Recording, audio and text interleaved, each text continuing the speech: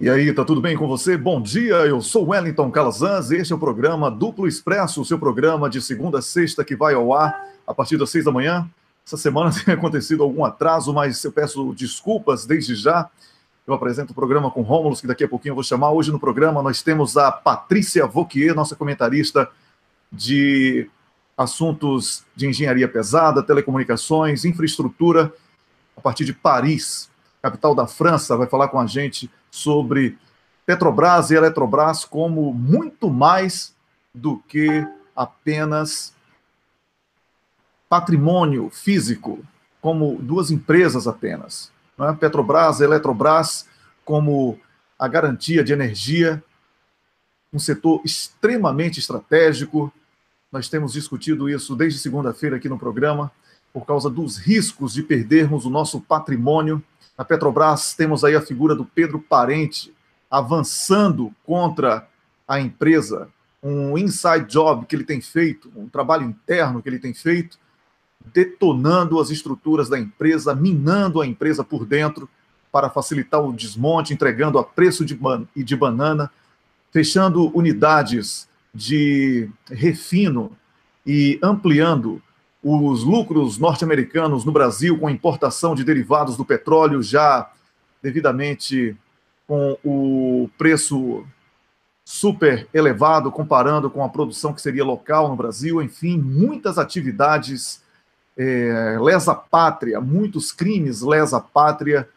Temos aí também para comentar o Samuel Gomes, o nosso comentarista de assuntos institucionais, falando sobre a necessária defesa de Lula, não apenas na justiça, mas o engajamento da sociedade em torno da luta deste patrimônio vivo que temos na política brasileira, o maior líder político do Brasil de todos os tempos e certamente um dos maiores líderes da política mundial, Luiz Inácio Lula da Silva, que nós sabemos está cada vez mais próximo de uma punição que é totalmente incompatível com a realidade.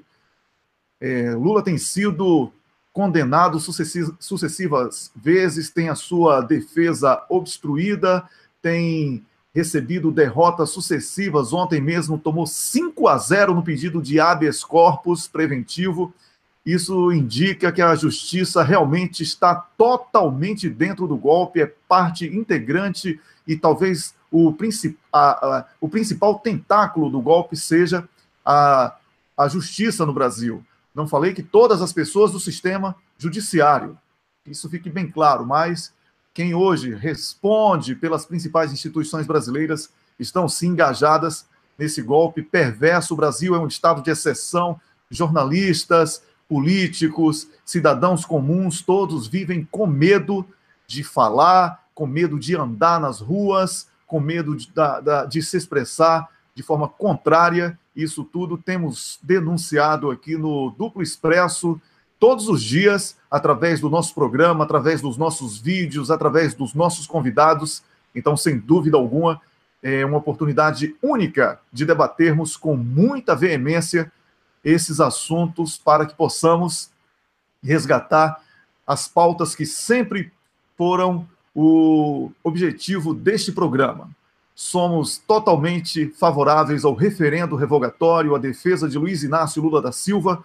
Nós defendemos aqui de forma enfática o resgate democrático, um Estado social forte, e temos trazido opiniões de diferentes pessoas de diferentes espectros políticos, ou da política, como preferir, para que possam debater aqui com você que assiste ao nosso programa todos os dias, as nossas lives especiais e acompanham as nossas publicações. Eu, daqui a pouquinho, vou chamar o Rômulo, ele me pediu um tempo maior para que ele possa entrar aqui comigo nessa conversa. Daqui a pouquinho a gente vai ter a Patrícia Vauquier. Eu até peço à nossa produtora que passe o link para a Patrícia, se ela ainda não tem, para que ela já entre nessa conversa comigo. Eu já começarei conversando com a Patrícia Vauquier para que a gente ganhe tempo, porque às 6h30 entra o Samuel. E eu quero agradecer a você que está chegando agora, onde quer que você esteja, dentro ou fora do Brasil. Obrigado pela companhia, obrigado por valorizar o nosso trabalho, por reconhecer no nosso esforço um grão de areia nessa montanha necessária para impedir o avanço desse golpe que não cessa, né? Até aqui, o golpe tem avançado contra direitos dos trabalhadores, contra as empresas públicas, contra tudo que há de digno e, sobretudo, no campo trabalhista, o número de desempregados hoje é assustador. O Brasil, segundo projeções internacionais, poderá responder por 1/3 da população desempregada do planeta. Isso é muita coisa, hein, minha gente? E isso nós temos que debater aqui com alguma preocupação e esperamos que possamos ampliar o nível de consciência também de você que tem o seu trabalho para que as instâncias sindicais sejam fortalecidas, certo? Não adianta aqui ficar falando de sindicato pelego. Se você acha que o sindicato pelego, você forme uma chapa e tome posse do sindicato para defender os seus interesses, os interesses da classe.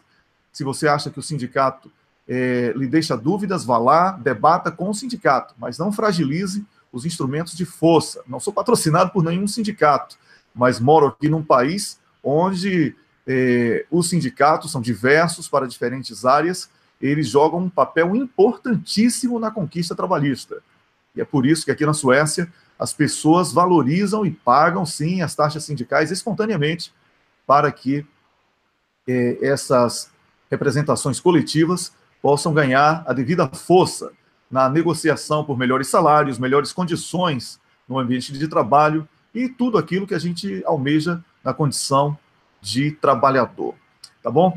Então, eu aguardo a qualquer momento aí, já pedi a Camila para enviar o link para a Patrícia, e daqui a pouquinho a Patrícia vai entrar com a gente no Hangouts, e eu espero que essa conversa em torno da Petrobras e da Eletrobras com a Patrícia, especialista da área, possa trazer para você também algum conteúdo de relevância, de extrema relevância. Tá? Falando sobre ontem, Luiz Inácio Lula da Silva perdeu por 5 votos a 0, com argumentos pífios, eu acho que você deve ter acompanhado. Chega a ser bizarro ter que assistir aquelas figuras que simplesmente envergonham a palavra justiça. Eu quero dizer também algo muito sério, muito delicado, muito importante, que a justiça é representada por pessoas que não recebem o seu voto. Se você hoje vibra com essa injustiça contra Lula, amanhã você poderá vir a ser vítima dessa mesma injustiça. Eu acho que a Patrícia já chegou aqui, eu não sei se ela vai aparecer com imagem ou apenas com som, mas de qualquer forma, é só ligar o microfone, eu já começo falando com ela. Patrícia, pode ligar o microfone, já vou chamar você. Bom dia, Patrícia Vauquier, bem-vinda ao Duplo Expresso. Bom dia, Wellington. Bom dia a todo mundo que está nos ouvindo. Pois é, um prazer tê-la aqui com a gente, Patrícia. Não sei se você está em casa, se você está no trabalho, mas eu quero que você fique mais vibrante aí. Talvez essa conversa possa ser extremamente dinâmica. Quando ontem o tema foi proposto, acho que você viu, você imediatamente identificou o objetivo do seu comentário aqui. Quando a gente fala em entrega de Petrobras e Eletrobras, a gente não está falando de venda de um prédio, não, né, Patrícia? Explique isso aí para o nosso público. Não, durante vocês, nós, né, do progressistas, né, a gente tenta denunciar toda essa corrente neoliberalista que quer que, na verdade, o Estado funcione para os poderosos, porque todo mundo precisa do Estado, mas a defesa do neoliberalismo é o Estado a serviço da finança. E quando a gente tem empresas como a Petrobras e a Eletrobras, são empresas que têm uma relação direta com o governo. Por quê? Porque elas fornecem a energia. Tanto a Petrobras como a Eletrobras, elas fornecem energia. A Petrobras a partir do petróleo e a Eletrobras na parte de energia elétrica. Na verdade, as duas estão confundidas. As duas, a gente pode abordar as duas juntas, porque a gente também usa o petróleo para a produção de energia. Muitos geradores a gente usa, ou termoelétrica mesmo, a gente usa como fonte o diesel e a gente precisa das duas empresas sob a tutela do Estado, para que elas apliquem o que o Estado quer. Então, a gente tem que ter uma política, a gente monta um plano, o Estado monta um plano estratégico, e a partir desse plano estratégico, a partir das diretrizes que ele estabelece, ele vai ter as duas empresas como um braço para aplicar as diretrizes, as políticas públicas que ele se encarregou. Nessas políticas públicas está, por exemplo, o acesso a fornecer energia para as pessoas que estão na Amazônia, por exemplo. É difícil, é caro. Só o Estado que pode fazer isso. Fornecer energia a um baixo custo para as indústrias. A gente, por exemplo, a China, ela se desenvolveu muito porque ela investiu não só nas indústrias, mas na energia para fornecer, na energia que essas indústrias consomem para produzir. A gente não, se a gente é um país agrário, que baseia toda essa economia na agricultura, que é um produto básico, não é um produto elaborado, que não é um produto manufaturado, a gente não precisa de muita energia. Como é que fala? Um geradorzinho, ele dá conta. Mas se a gente quer indústria de ponta, se a gente quer siderúrgica, se a gente quer mesmo a indústria automobilística, a gente precisa ter energia. E não dá para falar que é estatal ou que a estatal é incompetente e que o privado é melhor. Não. Só um exemplo, em termos do privado e o estatal, tinha gente que... eu tenho uma colega que ela dá aula numa faculdade privada que teve seu capital aberto na Bolsa de Nova York, e a preocupação dela, além de cuidar do ensino, quer dizer, a maior preocupação dela é dar lucro para os acionistas. A partir do momento que você tem uma empresa SA, o seu objetivo passa a ser o lucro aos acionistas. Então, como que você como é que a gente fala? É contraditório. Você ter uma empresa que tem que ter, ao mesmo tempo, que tem que dar lucro para os acionistas, ao mesmo tempo atender às necessidades do Estado. Até hoje, a abertura da Petrobras na Bolsa de Nova York, como um SA, é um mico, porque é uma indústria estratégica para o governo brasileiro, e a gente deixou uma porcentagem dela para o capital estrangeiro, o que é uma contradição imensa, porque o petróleo ele é uma indústria estratégica. Os Estados Unidos ele aborda o petróleo na parte da indústria bélica estratégica. Ele é essencial. Ele não é só energia, ele é essencial.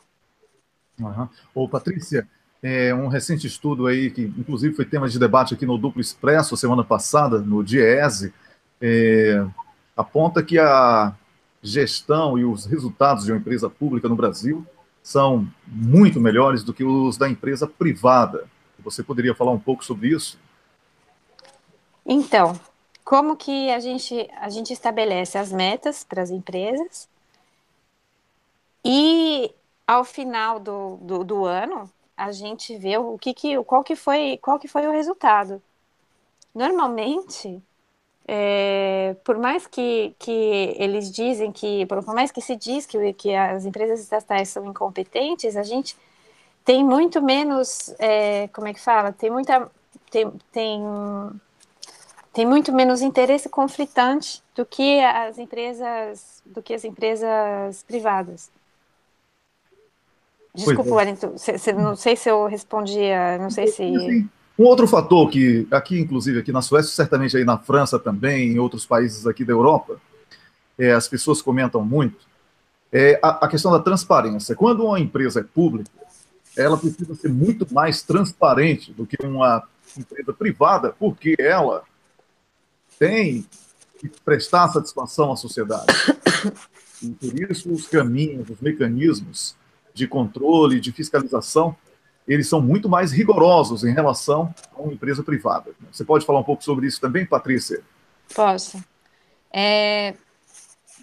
A gente tem que ter, como é uma empresa pública, ela é um interesse de interesse público, logo, tudo que ela faz, a política, os objetivos dela, a contabilidade dela, ela tem que ser compartilhado com vou usar um termo que fala as partes interessadas, que em inglês eles falam em stakeholders, e tem mais uma coisa também, uma empresa, que é muito importante, uma empresa pública não corre risco. Eu lembro que durante o relatório do metrô de São Paulo, do acidente do metrô de São Paulo, um especialista do IPT conversou, especialista em risco, falou: o objetivo do Estado, o Estado não pode correr risco. Por isso, aí o caro ou barato, a gente é relativo, porque o acidente que teve do metrô, as consequências dele foram muito mais graves do que se o Estado tivesse ele feito a obra, sem orçado a obra com os riscos que ele tinha avaliado e não ter deixado na mão da iniciativa privada. Era uma parceria, foi a primeira parceria público-privada e deu errado. Por quê? Porque as empresas correm riscos. E a partir do momento que você correu o risco, é uma loteria. Você aposta, você tem uma porcentagem de chance daquele risco, da uma probabilidade daquele risco não acontecer. Mas quando acontece, você tem que estar preparado para remediar. E as empresas, o Estado não pode correr risco. O objetivo do Estado é segurança para os seus utilizadores, para a população que ele serve, para os seus habitantes, para os seus cidadãos. Então, o Estado não corre risco, logo, uma empresa privada também não corre risco. Com certeza. Ô, Patrícia, eu quero agradecer a você por ter vindo aqui para mais um comentário brilhante. Você que participou de uma boa live na segunda-feira com o Rômulo, gostei muito. Tem que fazer mais. Hoje vocês vão estrear aí o programa, não é isso? Não sei se Vamos hoje! olha, Olha lá! o programa é tão de vocês que eu nem me meto com isso, tá, Patrícia? Já. Ah, Bom, depois vocês falam aí com a Camila. entendi. Muito bem, então. Então tá bom. Prazer enorme ter você aqui com a gente, tá bom? Obrigado e até a qualquer momento aí, né? Porque você está ficando cada vez mais importante aqui nos comentários e a gente vai trazer você sempre que necessário, sempre que esse tema ligado à energia, à telecomunicação, à construção civil. Só deixa eu lembrar que o ano passado a gente tinha conversado disso. Sim. E eu recebi no final de novembro um e-mail do main list do Departamento de Energia americano divulgando o Brasil como numa feira. Invista no Brasil porque a energia, ele tem muito potencial para energia e eles estão querendo privatizar a Eletrobras e a Petrobras. Pois é. Inclusive, vou fazer uma confissão aqui, até meio pessoal, mas é profissional também, tá? Eu fiz uma entrevista e acabou virando um pouco de contato com mais frequência com o Hans Blix. Você deve lembrar dele, que denunciou a inexistência de armas de destruição em massa no Iraque. Ele é sueco e sofreu todo aquele bombardeio de toda a mídia internacional de que ele estaria mentindo, e hoje o mundo sabe que ele estava falando a verdade, e Tony Blair e George Bush eram dois blefes, dois gangster da política internacional que deveriam estar presos por crimes de guerra. Mas aí o Hans Blix, numa entrevista que ele me deu aqui, ele falava sobre o Brasil como uma das maiores potências energéticas do planeta. E nessa mesma entrevista, ele citava a situação do Iraque, que é melhor a tirania à anarquia, em que se transformou o Iraque depois da invasão dos Estados Unidos. E a gente tem visto esse mesmo efeito aí na Líbia, depois de Gaddafi, né? E a tentativa na Síria, quando a Rússia foi a grande aliada à Síria, porque ali estava em jogo o gasoduto, estava em jogo todo um processo de estrutura econômica da Rússia. Não é? Vimos também a instabilidade na Ucrânia, que graças à Crimeia, nós hoje ainda podemos estar aqui apresentando o programa, porque aquilo certamente iria culminar com uma guerra nuclear, se a Crimeia é quem sustenta o planeta hoje, na minha opinião. Não é? Então a gente vê, Patrícia, que a energia ela tem que ser realmente mais levada a sério, porque não é uma coisa de patrimônio, é uma coisa de estratégia de Estado. Então eu Isso, agradeço. Não é uma... isso porque eu não citei energia nuclear. Porque a Exatamente. energia nuclear é um capítulo completamente à parte. Uhum. Mas é isso mesmo. Aliás, a intervenção do Paulo Gamba ontem foi excelente. Uhum. Paulo Gamba é excelente. Ele abre a boca, é um livro que você lê, né? Que você ouve. Né? Então, olha, um abraço para você, Um Patrícia. abraço. Felicidades para você. Um grande abraço e até a próxima semana com mais um comentário brilhante sobre as questões de energia. Você pode até, inclusive, sair da ligação, que eu já vou chamar o nosso outro comentarista. Muito bem. Esse é com vídeo. Eu estou falando de quem? Eu estou falando do advogado Samuel Gomes, que eu acho que ele está em Brasília hoje, é isso aí. Eu acho que ele está em Brasília e que vai conversar com a gente sobre a situação judicial do presidente Luiz Inácio Lula da Silva, o assunto que mais importa no momento, defender Lula de verdade com ações políticas. Eu não sei se o Samuel já está em condição de entrar aí. Samuel, se tiver, já pode ficar à vontade. São 6h30 no Brasil, o horário que combinamos. Você está assistindo ao programa Duplo Expresso, programa que vai ao ar de segunda a sexta, a partir das 6 da manhã. Eu sou o Wellington Calazans, falando ao vivo, direto de Estocolmo, capital da Suécia. Daqui a pouquinho o Rômulo Maia, meu colega da Suíça, que trabalhou comigo até 3 da madrugada, daqui, né, 11 da noite no Brasil, e para, enfim, produção aí de artigos, etc., que já estão publicados no duploexpresso.com. Então, daqui a pouco o Samuel vai entrar com a gente, ele já está conectado, não entendi ainda porque ele não chegou aqui para conversar com a gente. De qualquer sorte, a gente dá sequência à nossa conversa. A página A Verdade de Lula, que é uma página alimentada, pela defesa de Luiz Inácio Lula da Silva, tem informações recentes sobre o julgamento de ontem no STJ, e também tem pesquisas, tem uma informação da pesquisa CNT-MDA, que prova que, de novo, que Lula ganharia a eleição em 2018. Né? Então, isso foi publicado ontem. O ex-presidente Luiz Inácio Lula da Silva mantém ampla liderança em relação ao segundo colocado, que é o Bolsonaro. Em nova pesquisa CNT-MDA divulgada ontem, Lula tem 33,4%. Isso aqui como se diz? Não são os válidos. Aí, são mais votos válidos, ele ganharia no primeiro turno, com certeza. Acho que o Samuel já chegou assim. Bom dia! Opa, caiu o telefone do Samuel enquanto o Samuel arruma o telefone dele aí. Agora está tudo certo. Bom dia, Samuel Gomes, bem-vindo ao Duplo Expresso. Bom dia, satisfação estar aqui com vocês novamente. Prazer. Estou em Brasília, viu? Você está em Brasília. Tá bom, então tá dito ao público. O Samuel Gomes, que está em Brasília. Samuel, qual a sua avaliação sobre o resultado de ontem, quando a tentativa de habeas corpus foi foi rechaçada por 5 votos a 0 no STJ? Você que é advogado, experiente, atua aí em Brasília e também atua no estado do Paraná. Você pode falar um pouco ao nosso público sobre essa situação? É apenas uma briga jurídica ou a gente tem que começar a engrossar o coro aí pela luta política? O gargalo está cada vez mais apertando aí, não é, Samuel? Veja, não há nenhuma novidade em relação ao julgamento de ontem, ao resultado do julgamento de ontem. Ninguém esperava qualquer resultado diferente desse. Diferentemente da expectativa que se criou entre a cidadania brasileira quando do julgamento no TRF4, em que havia quem contasse com um funcionamento autônomo, regular,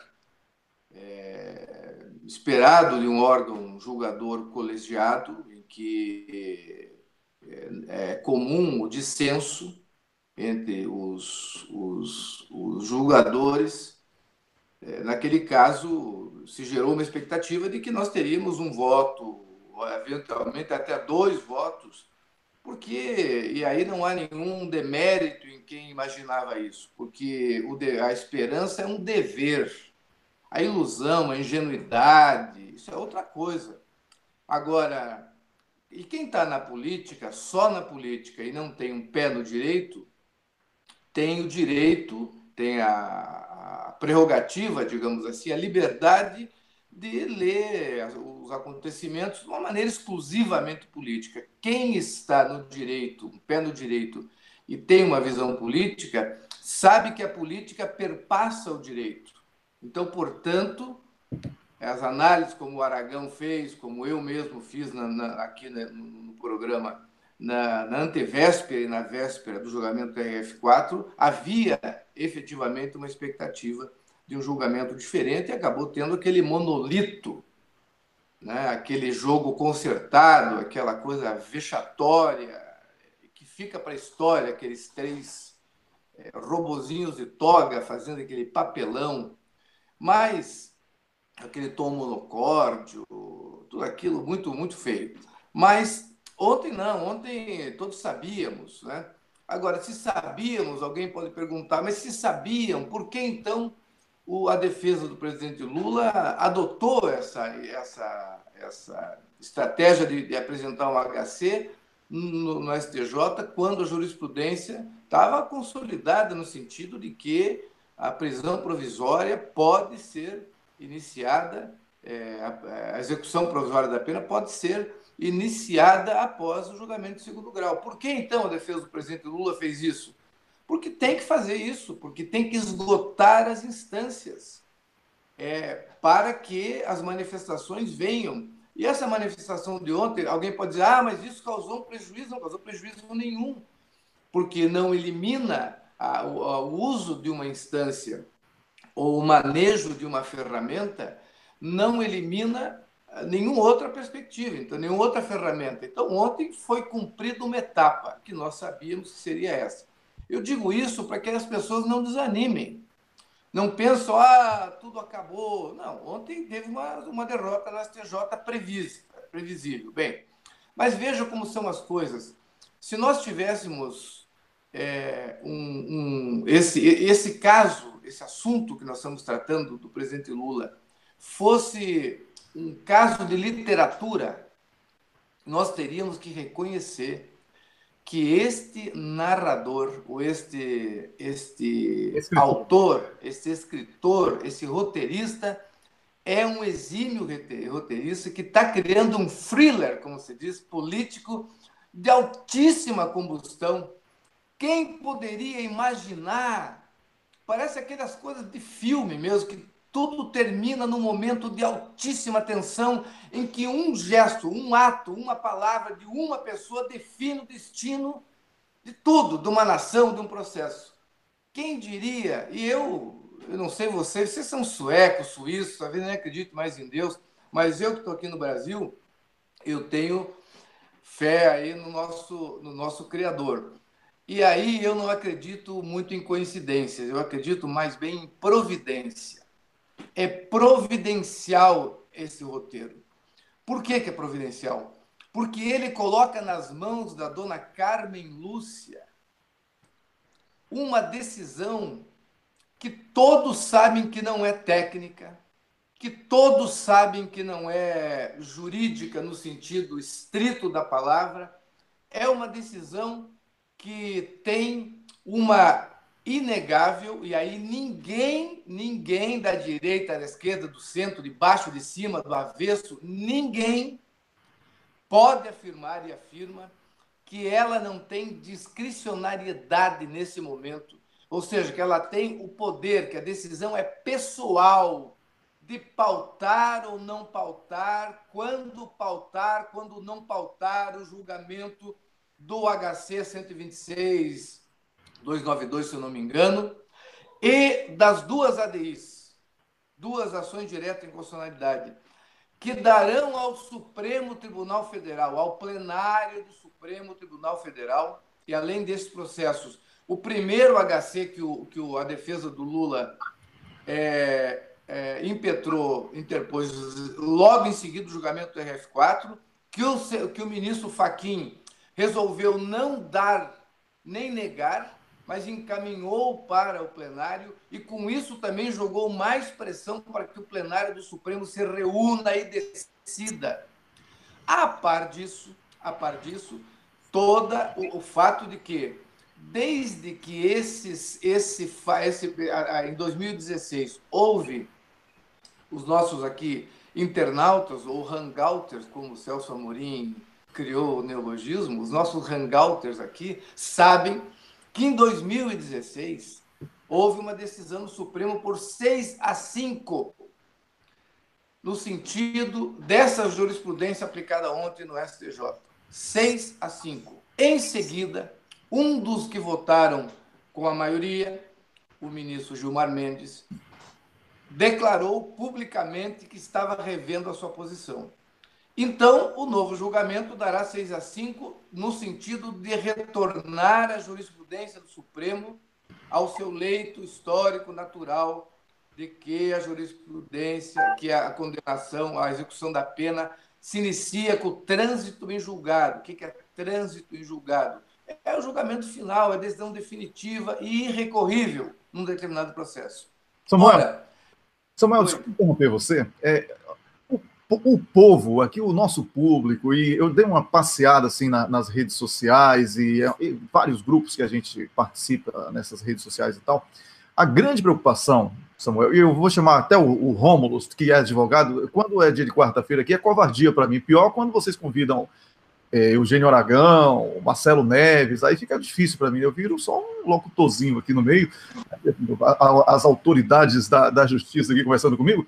Rômulo, mas fique tranquilo que nós somos generosos e nós não discriminamos aqueles que não têm acesso a esse conhecimento sagrado, que é o conhecimento do direito, viu?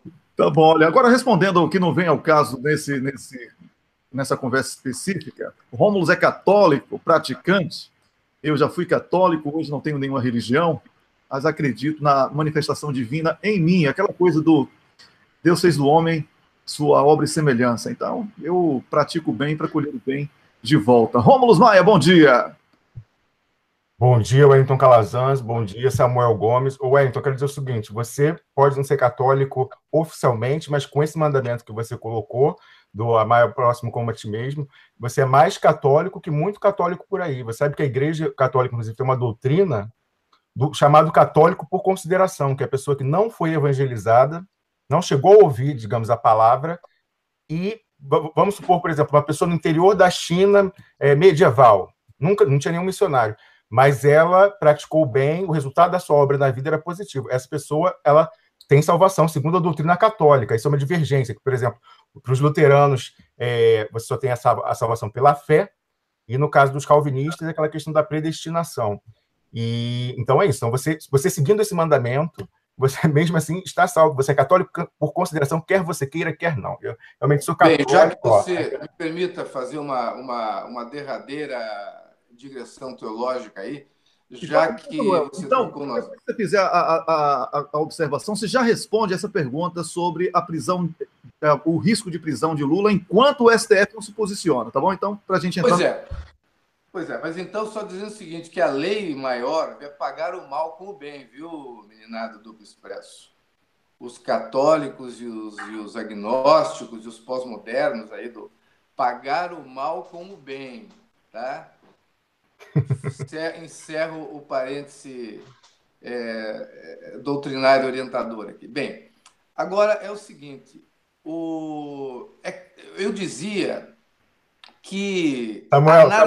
Samuel, só deixa eu fazer esse parêntese. O problema é, o que é o bem? É o bem para direção ao indivíduo? É um bem em relação ao Brasil? É um bem em relação a comunidade do Expresso fica perguntando o que é fazer o bem nesse caso. Mas depois... Marilena Chauí volta outro dia, debate com a gente. Samuel veio para aqui para falar agora... Exatamente, Marilena Chauí, estamos com saudade de você. Samuel, então... Agora, tudo bem, mas eu não vou fugir dessa pergunta. O bem, quem sabe, é quem recebe. Tá? Essa é a regra. Muito bem. Porque quem faz, pode pensar que está fazendo bem, mas quem sabe se é um bem ou não é quem recebe, senão não tem critério para isso. Muito bem. O que eu dizia, então, e eu preparava justamente a resposta para essa pergunta. Veja que coisa impressionante o roteiro desse assunto do Lula. Por que é tão importante que estejamos nesse momento nas mãos da presidente do Supremo, Carmen Lúcia, numa decisão não de natureza de mérito, uma decisão administrativa do tribunal? Pauto ou não pauto? E olha, não pode ser o presidente da República, o Papa Francisco, nosso Senhor Jesus Cristo pode influenciar, mas quem decide se faz a pauta, coloca ou não coloca em julgamento, é uma pessoa chamada Carmen Lúcia. Ela, nesse momento, tem todo o domínio do jogo. Então, você me pergunta se o Lula será preso ou não. Depende de se esta presidente vai ou não apequenar o Supremo. Porque até o momento ela está dizendo que vai apequenar o Supremo. Ela está dizendo, e disse ao lado, num regabofe com a Shell, com a Vivo, com a Souza Cruz, ela disse que vai apequenar o Supremo. Porque é este processo, esse HC 126, alguma coisa, que é o que estará dando ao plenário a possibilidade de rever ou não a atual jurisprudência, tramita 1 ano e meio. E desde dezembro de 2017 está pronto para julgamento, porque o relator já liberou Marco Aurélio para julgamento. Muito bem, alguém poderá dizer, não, mas isso vai beneficiar o Lula. Só que Luiz Inácio Lula da Silva, é uma pessoa. Neste período de 1 ano e meio em que esse assunto está sendo discutido no Supremo, a população carcerária do Brasil aumentou em 104 mil pessoas, em razão desta jurisprudência atual. 104 mil pessoas. Temos hoje 726 mil presos. Num sistema carcerário que não é propriamente o paraíso, não é propriamente uma escola de recuperação das pessoas. Antes, pelo contrário, o próprio Supremo Tribunal Federal declarou o sistema penitenciário brasileiro como um estado de coisas inconstitucional. Ou seja, é algo que não poderia existir. Porque ou bem a Constituição existe, ou bem esse sistema carcerário existe. Traduzindo em português é isso. Estado de coisas inconstitucional. Pois este estado de coisas inconstitucional, há 1 ano e meio, está mais inconstitucional hoje e amanhã e depois de amanhã, porque o sistema não suporta a quantidade de presos e presos por razões, inclusive, de bagatela. Muito bem. A ministra está apequenando o Supremo, porque o assunto não é do Lula. 1 ano e meio atrás, nem se pensava, se falava em condenação do Lula. Ela deve pautar independentemente do Lula, porque se pautar ou não pautar, tiver, como ela confessou que tem, uma relação com este cidadão chamado Luiz Inácio Lula da Silva, significa que a decisão dela é política. Só não será política, no sentido ruim do termo, se ela pautar. Porque se ela pautar, ela estará dando um seguimento natural ao julgamento, porque está há 1 ano e meio sendo discutido, já foi liberado para julgamento em dezembro de 2017, tem mais o HC do próprio que o Fachin mandou, da defesa do Lula, que foi protocolado logo depois do julgamento do TRF4, e tem 2 ADIs prontas para julgar. Então, meus amigos, eu acho que não é que a gente deva comemorar nada, mas nós não devemos deixar de prestar atenção nesse fato. Nós estamos no final, no último minuto da partida final do campeonato. Desta partida, não estou dizendo deste processo histórico, e de uma maneira tal que qualquer cidadão brasileiro consegue entender que a decisão a ser tomada por essa presidente, e veja, não é ela está sendo pressionada de todo que é lado. Tem quem queira salvar o Supremo e salvar o Judiciário, tirando o pé da jaca, tirando o Judiciário desta fria que os morinhos e o lavajatismo e a vaidade, seja lá o que for mais, em colocar o Judiciário, porque o Judiciário hoje é parte da crise. Hoje o Judiciário está perdendo credibilidade e respeito, que você gosta de auxílio moradia e tudo mais. E neste momento não tem jeito. Não há solução fácil. Se ela decidir de um jeito, ela toma partido. Se ela decidir de outro jeito, ela toma partido. Então, ela pode tomar partido. O Judiciário pode tomar partido da não persecução, da não discriminação, da não crueldade, que é pautar o julgamento e deixa que os ministros julguem. Ou ela fará o contrário. Muito bem, a prisão do Lula, depende. Os embargos declaratórios estão para ser julgados lá no TRF4, neste mês. Se for julgado os embargos declaratórios antes de ser pautado no plenário do Supremo, o Lula fica nas mãos do Sérgio Moro. E aí ele pode decidir a qualquer momento mandar a prisão.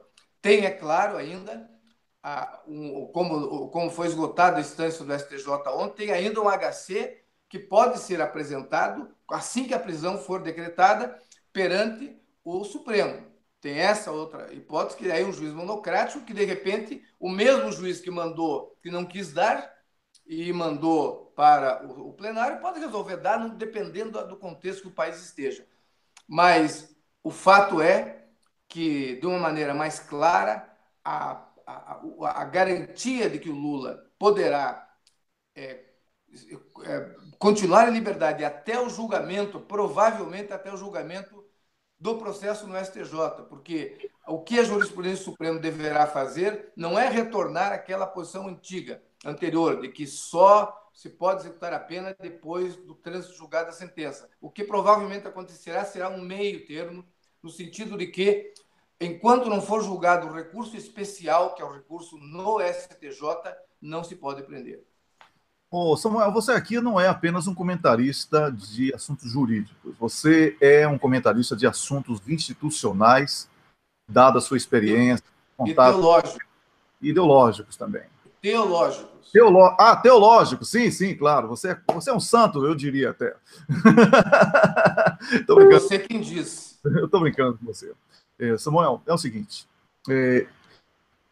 quais as consequências, na prática mesmo, assim, que você imagina para Luiz Inácio Lula da Silva diante dessa tentativa de desgaste com o nome dele, sendo colocado como um bandido? Vamos ser honestos, né? Essa coisa de estar condenado, negou habeas corpus, vai para a prisão, isso tudo é uma linguagem de construção, não é?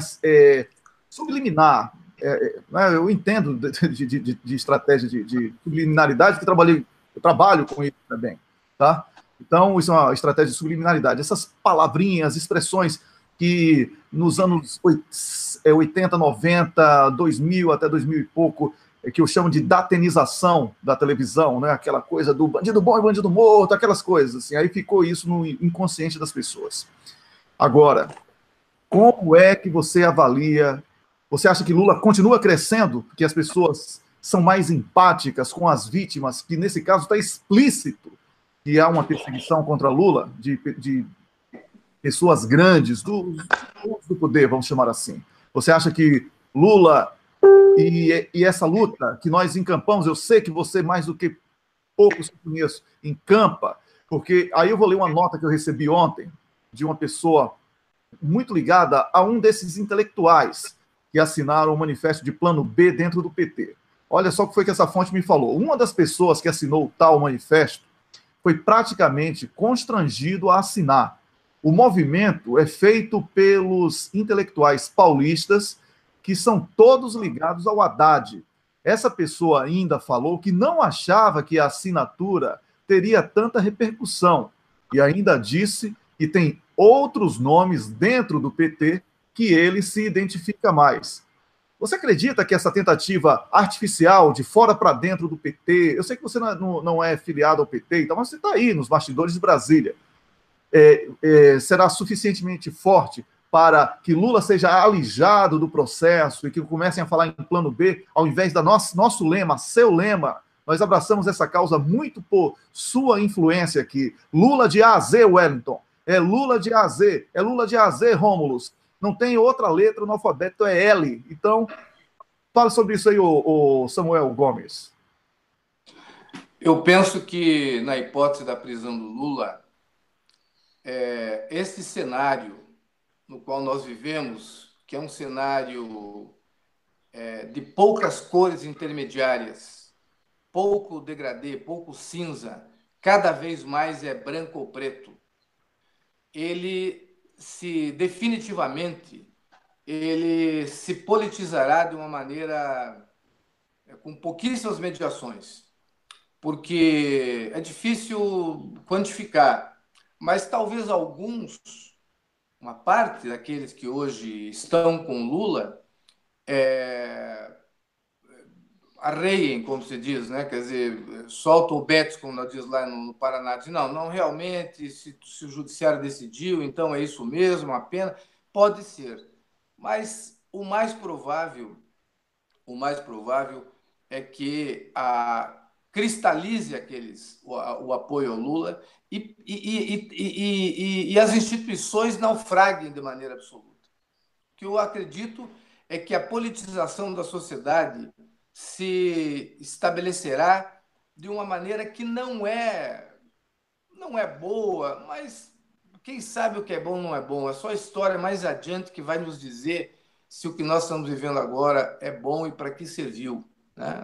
Eu espero que esteja servindo para o Brasil se livrar de algumas ilusões, de algumas coisas, de algumas matreirices, e passe a ver a vida como ela é, né, com seriedade, com firmeza, e ver como é que a sociedade funciona. Então, é uma aula de sociologia, é uma aula de sociologia política, de filosofia política, que o povo está tendo e está dando a todos nós. Porque quem está nos dando uma lição é o povo brasileiro. Porque se esses cidadãos brasileiros que fizeram o que fizeram lá no comecinho, com aquele negócio de 2013, aquela gentarada na rua, transmitida ao vivo pela Rede Globo, camiseta amarela, a corrupção. Se soubessem no que estavam se metendo, provavelmente não teriam feito o que fizeram. E imaginava-se que o povo brasileiro ia ser um passeio, imaginava que ia ser um passeio. O PT é organização criminosa, o Lula é o chefe. Quem disse isso? Um juiz. Opa, um juiz. Então é verdade. Imaginava que seria um passeio. De repente, o Lula começa a andar pelo país, vai para o Nordeste, e anda, e se estabelece este preço. A questão que está colocada hoje é o seguinte: o sistema político brasileiro tem que decidir se quer pagar o preço de prender o Lula, o preço de eventualmente inabilitar o Lula, porque não é uma decisão qualquer. Não é como uma gripezinha, uma dor de dente, que daqui a pouco ninguém lembra. Isso marca definitivamente a história do Brasil. E como eu não sou daqueles que gostam de tratar as coisas como um monolito, o judiciário, o parlamento, ou os Estados Unidos, a realidade é um pouco mais complexa, eu sei que há uma guerra intestina, uma luta sem quartel nessas instituições. Há quem saiba, que tem mais visão, ministros do Supremo, inclusive, que sabe que esse será um erro fatal para o judiciário brasileiro. E não sei quando o judiciário poderá recuperar-se na história. Vejam quanto tempo os militares levaram para começar a recuperar sua imagem depois da ditadura militar. Quietos, cumprindo as suas funções, e resgataram com o tempo a sua imagem. Agora, não vamos entrar nesse assunto, colocam-se numa situação de risco novamente. Mas o judiciário brasileiro é o grande protagonista desse processo, não no sentido, para todos os sentidos, inclusive porque o povo brasileiro hoje conhece o seu judiciário, conhece e não gosta do que está vendo. Pois é. O povo brasileiro não gosta do que está vendo. O povo brasileiro não sabia o que era o judiciário. Imaginava que era um lugar diferente da sociedade, onde tudo funcionava de uma maneira correta, técnica, justa. Imaginava que a podridão só existia no restante da sociedade, principalmente na política. Mas o judiciário não. Aquele lugar santo, onde anjinhos de toga preta decidiam as coisas. E hoje sabem que é tão podre quanto podre é a sociedade brasileira naqueles aspectos naqueles aspectos não democráticos, naqueles aspectos de domínio de uma casta, de uma elite contra o povo brasileiro. O judiciário brasileiro está nu. Agora, ainda há uma esperança.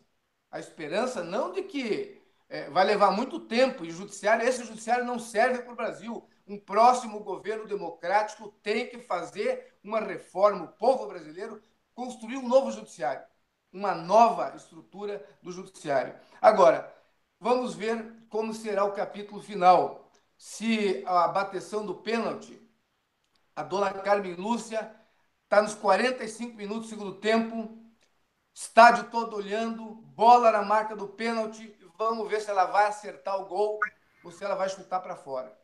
Acertar o gol é marcar o julgamento, pautar e deixar os ministros decidirem.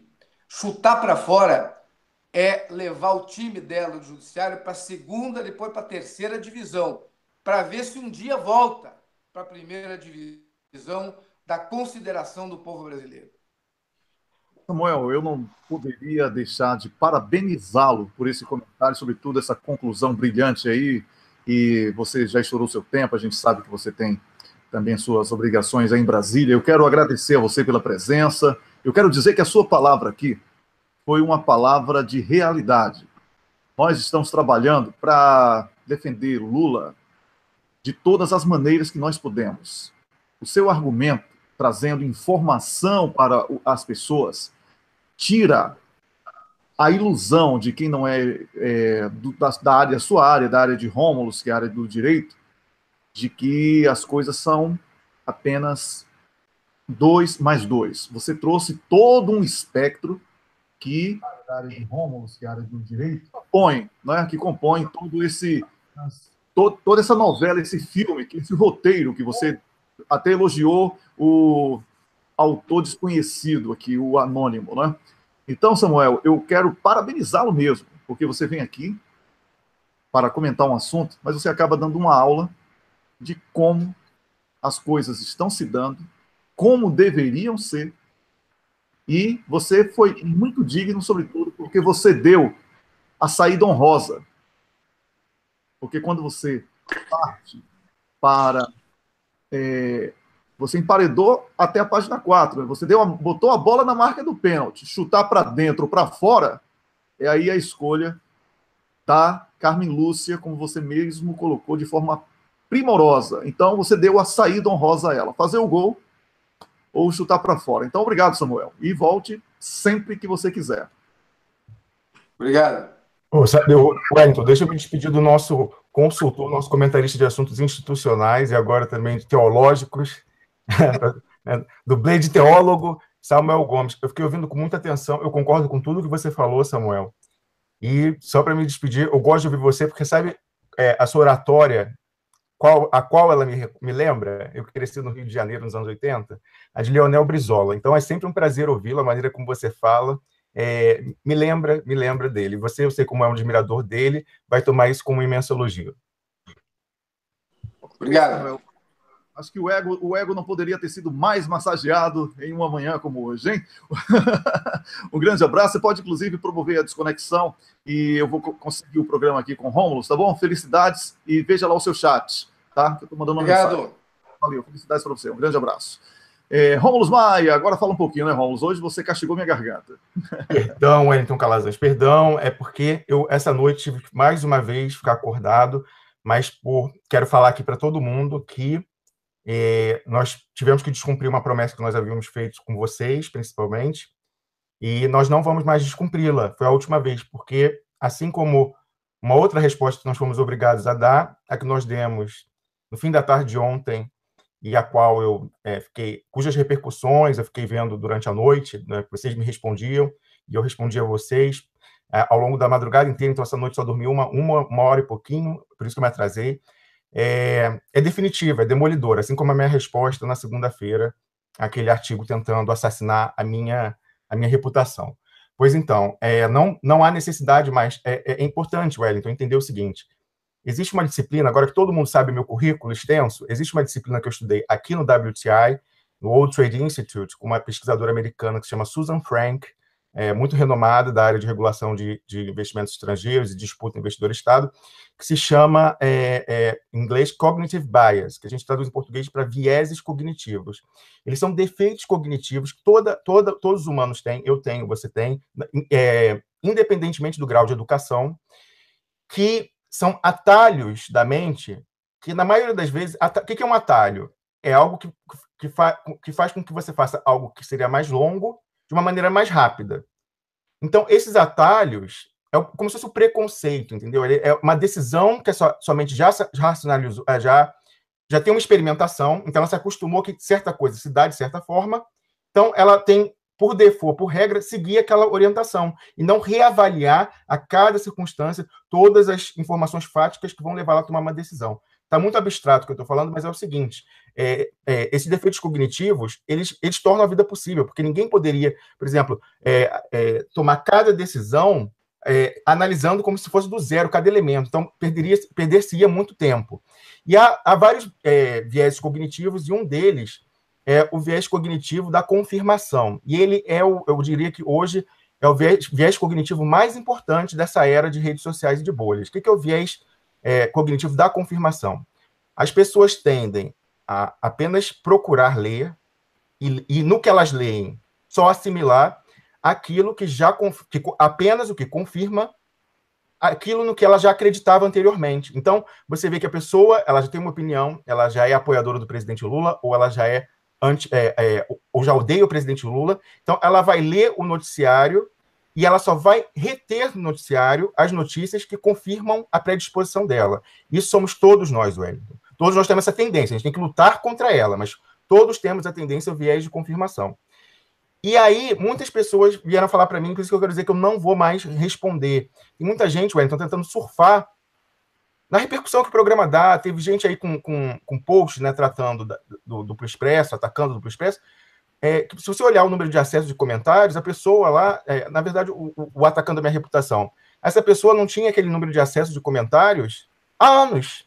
Há anos, entendeu? Realmente, assim, nós temos só 2 meses, mas não motivo para uma falsa modéstia. Graças ao sucesso da comunidade, a gente tem muita repercussão. Então, o que acontece? Não há porquê eu rebater, as pessoas vão continuar tentando fisgar a gente para o debate. Nós não podemos cair, porque isso é diversionismo. Nossa prioridade é defender o presidente Lula. Eu não vou mais entrar em debate que é para a plateia, não é entre nós.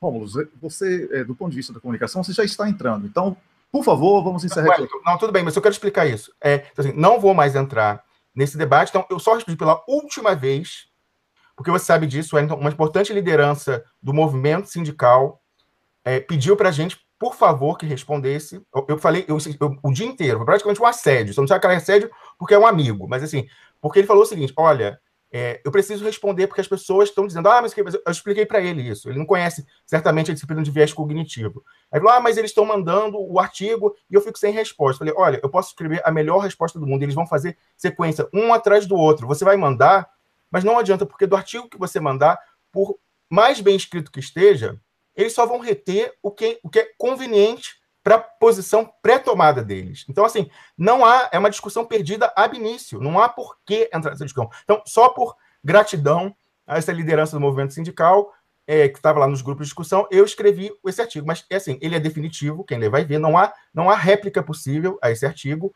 assim como o da minha repercussão. Então, não responderei mais, eles podem provocar, e, por favor, você que está nos vendo, que está em discussões, não me peça mais para responder, eu não quero mais entrar nessa discussão. Por favor, eu peço, por favor, isso.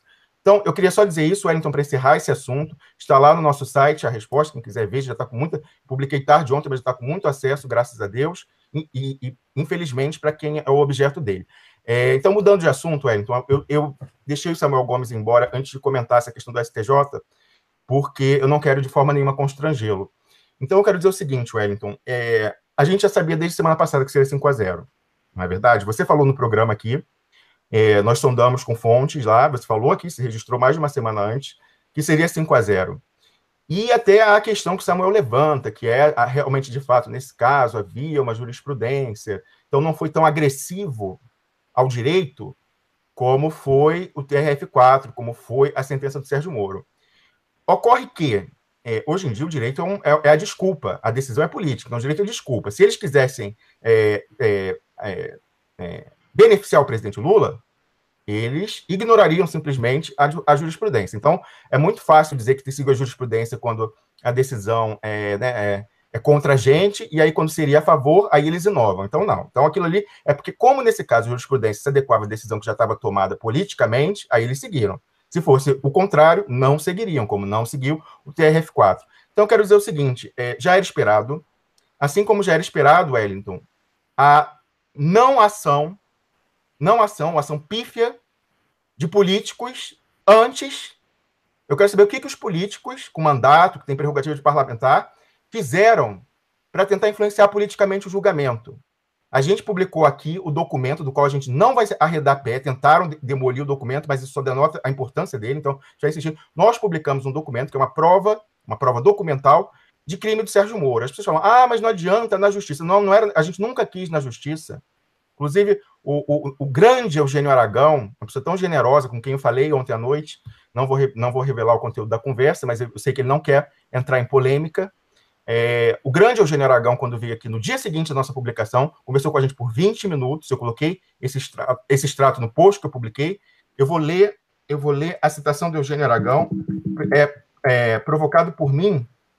Ela diz exatamente o que eu sempre falei, o que nós sempre falamos aqui, Wellington.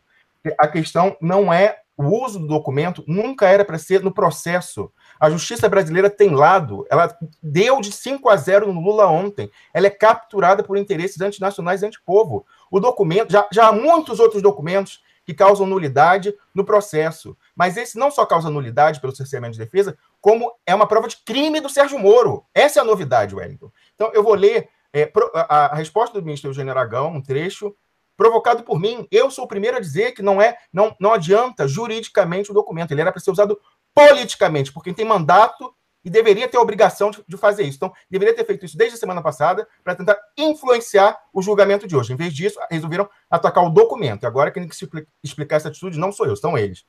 Abro aspas para o ex-ministro Eugênio Aragão.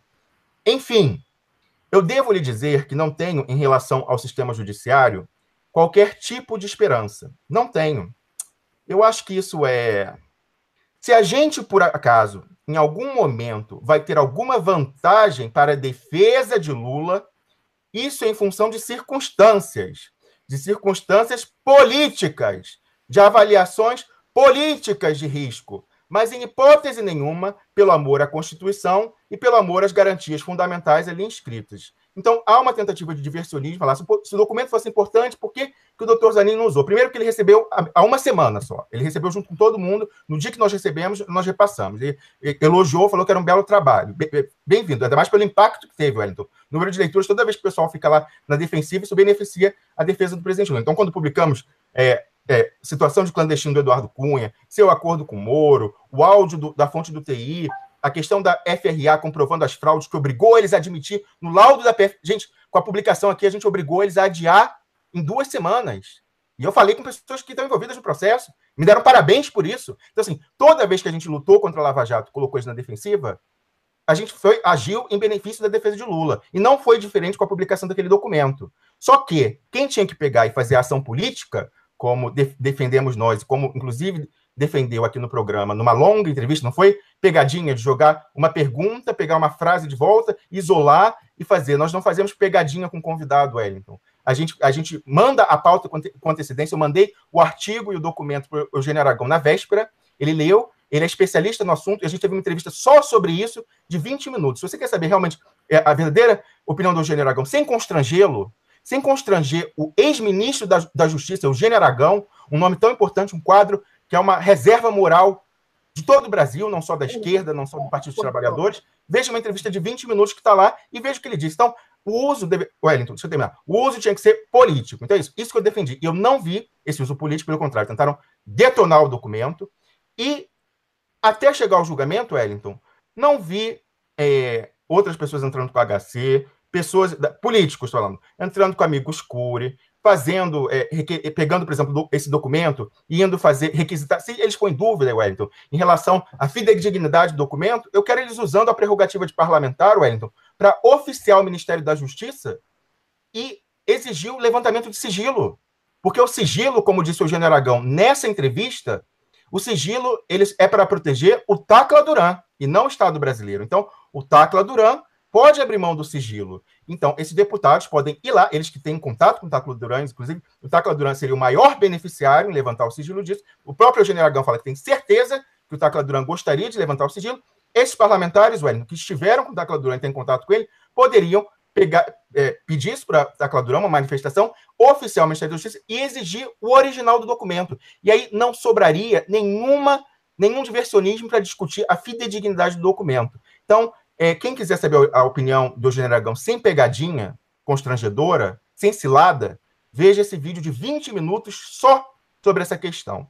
E aí eu quero dizer isso, não houve ação política, foi a mesma, Wellington, a ação dos políticos do mandato foi a mesma que eu vi durante a fase da luta contra o impeachment da Dilma Rousseff, foi a mesma que eu vi no Mensalão, ou quer dizer, que eu não vi no Mensalão, quando caíram comandantes Zé Dirceu, José Genuíno, João Paulo Cunha, tantos outros, tantas lideranças que estão caindo pelo caminho, até o próprio Antônio Palocci, podemos dizer, que não é a mesma atitude, aquela do para a Câmara, né?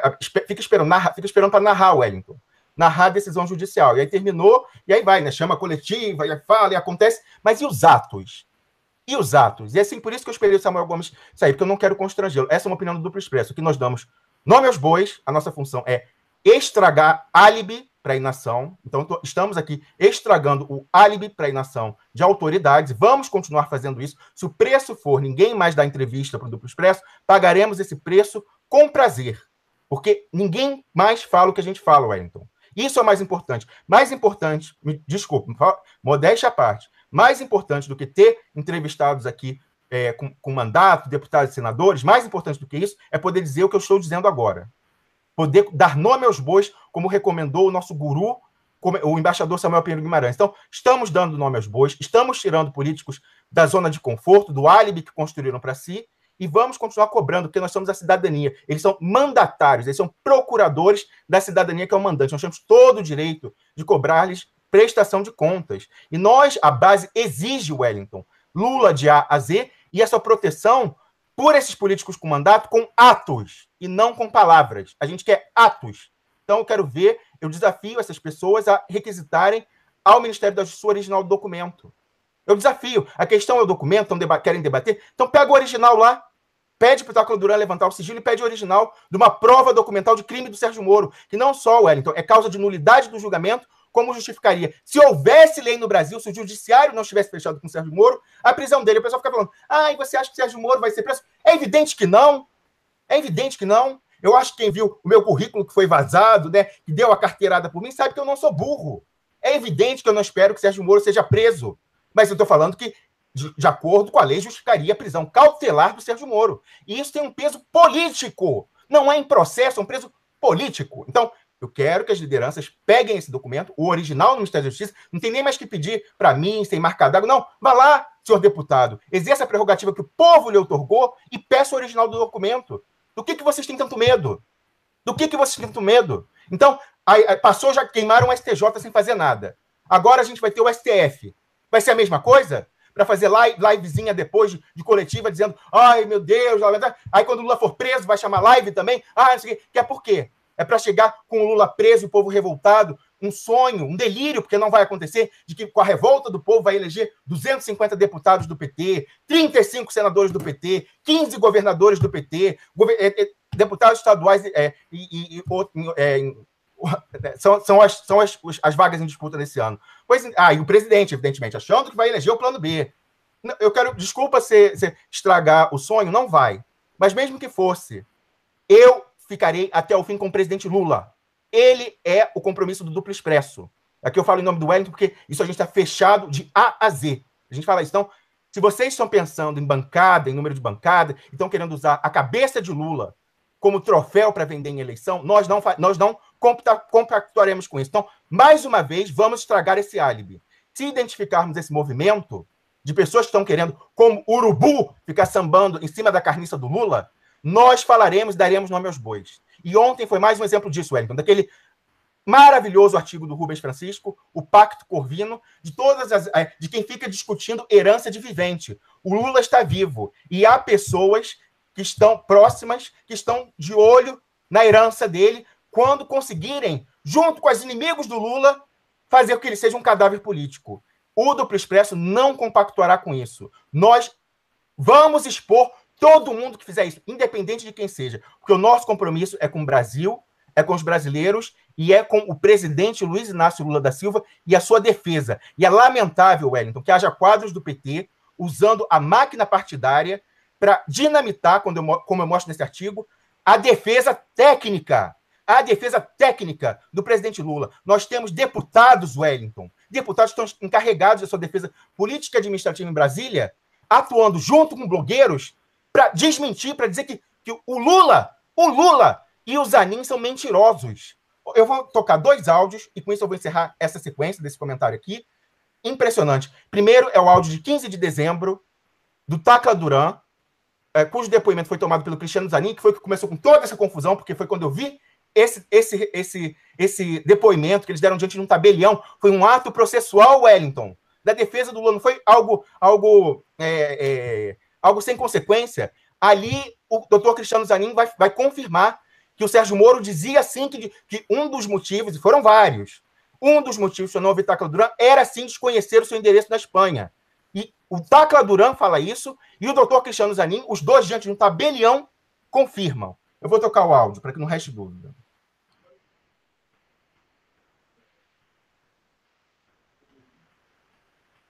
Tomei conhecimento pela imprensa do seu terceiro requerimento para que eu fosse ouvido como testemunha, e também acompanhei e li pela imprensa que uma das razões da qual foi indeferido o seu pedido foi pelo que porque o juízo de Curitiba, a 13ª Vara Argentina, não tem conhecimento do meu endereço, do paradeiro ou qualquer coisa do gênero.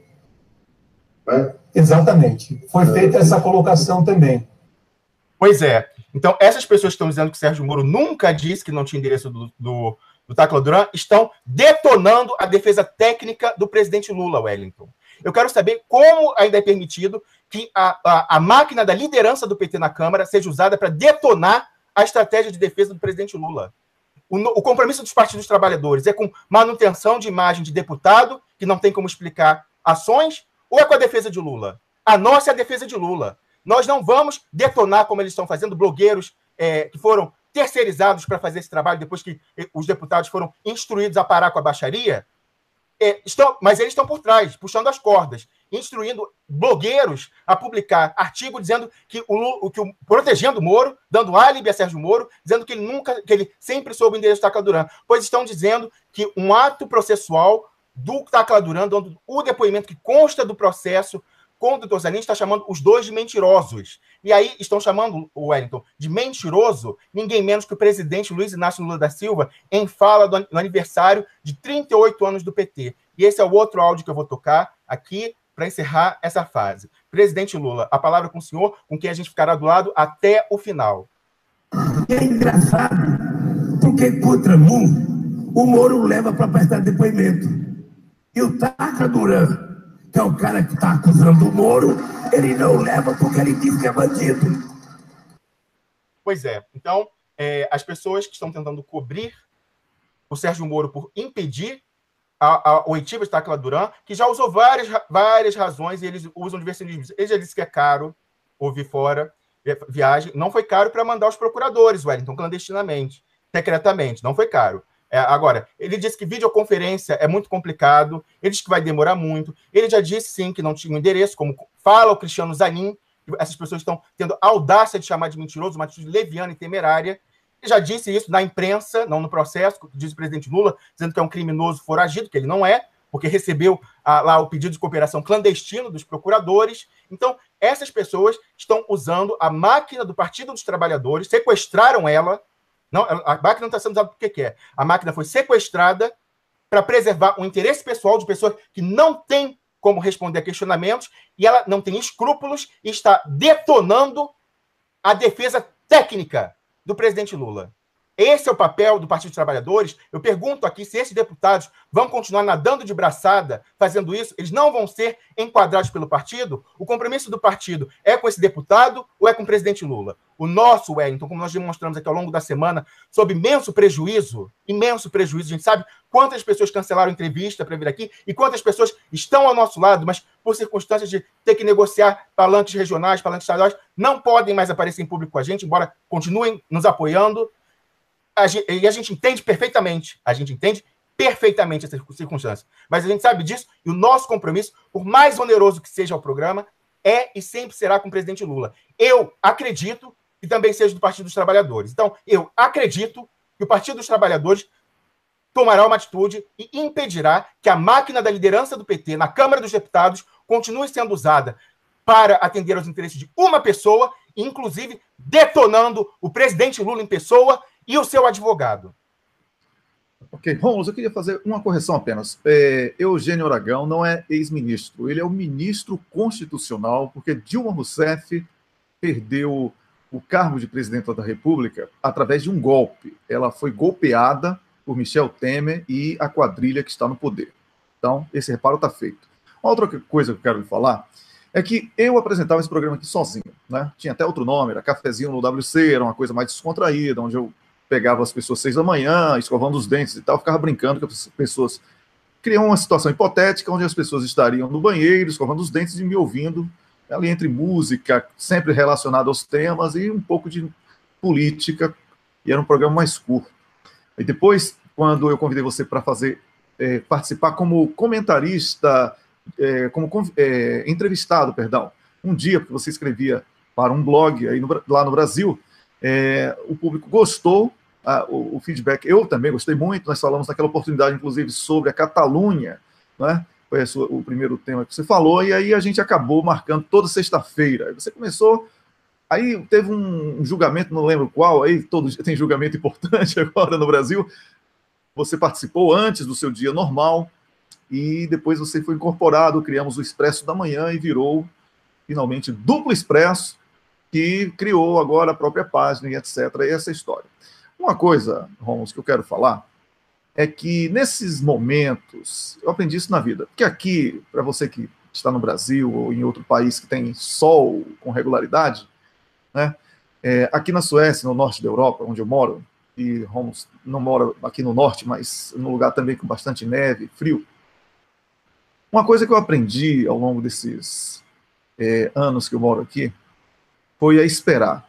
Porque quem espera o sol, porque a gente fica aqui no escuro do cacete mesmo, assim, 3 horas de sol por dia e etc., para ter 3 meses de sol, quem aprendeu a esperar o sol chegar, quem aprendeu a esperar o sol para poder usar uma roupa mais confortável e não aquela jaqueta de astronauta que a gente tem que usar aqui, aprende a esperar tudo. Como o Rômulo falou, muita gente quer participar do programa, assiste ao programa, ao vivo ou depois, mas, lamentavelmente, um lobby muito grande. Isso sim é censura. A censura mais perversa que tem é a censura de bastidores. Porque a censura declarada, ela é mais honesta, né? Porque pelo menos você sabe que ela existe e você vai lutar ideologicamente contra ela. Mas essa rasteira de nos bastidores, de ligar, se a gente anunciar hoje antes que fulano virá amanhã para o programa, tem um batalhão de canalhas que vai procurar essa pessoa para dizer que não é para dar entrevista a gente. Você imagine que coisa linda, não é? É por isso que eu entendo agora porque é que não houve a democratização da imprensa no Brasil. Porque parece que esse modus operandi, que hoje é contra nós, ele agrada de certa forma. Eu defendo a liberdade de expressão, moro no país que criou o conceito de liberdade de expressão, que é a Suécia, na cidade de Gotemburgo, a segunda maior cidade aqui da Suécia.